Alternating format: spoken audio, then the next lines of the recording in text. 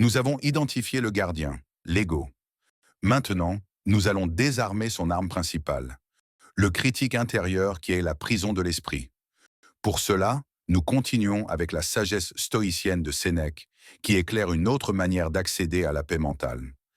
Avez-vous déjà remarqué que la pire personne avec qui vous parlez dans la journée, c'est souvent vous-même?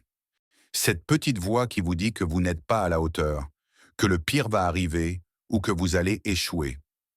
Le philosophe Sénèque, il y a 2000 ans, avait déjà démasqué ce saboteur lorsqu'il écrivait « Nous souffrons plus souvent en imagination qu'en réalité ». Prenez une seconde pour réaliser la puissance de ce constat. La majeure partie de votre stress ne vient pas de ce qui se passe réellement dans votre vie, mais de ce que votre critique intérieure vous fait imaginer. Dans ma formation « La seule issue est en soi », nous analysons ce critique intérieur comme le haut-parleur de l'ego. Rappelez-vous, l'ego veut vous protéger et garder ses illusions. Pour y arriver, il utilise la peur. Le critique intérieur est le bras armé de l'ego. Il utilise les empreintes de votre enfance pour créer des scénarios catastrophes. Il transforme une simple opportunité en un danger mortel. C'est ainsi que l'encre reste plantée au fond. Non pas parce que vous ne pouvez pas avancer, mais parce que vous avez peur de ce qui se passerait si vous coupiez la chaîne. Comment faire taire ce critique? La solution pour désarmer la voix n'est pas de lutter contre lui, mais de réaliser qu'il ment. Dans ce chapitre, je vous apprends à faire la différence entre un fait réel et une fiction mentale. Penser que quelqu'un vous en veut parce qu'il ne vous a pas répondu est une imagination.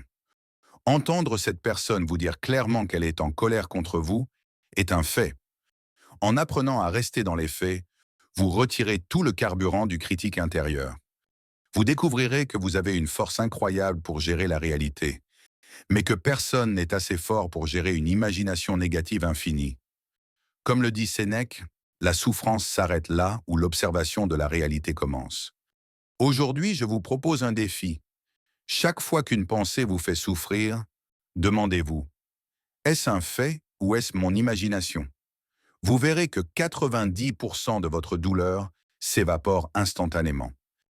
Mais une fois que le critique se tait, que reste-t-il? Quelle est l'image que vous avez de vous-même quand vous n'êtes plus en train de vous juger? Demain, avec Maxwell Maltz, nous verrons pourquoi votre image de soi est le véritable thermostat de votre réussite et comment la régler sur le niveau que vous méritez. Vous voyez, vous saviez déjà. C'est ça la clarté.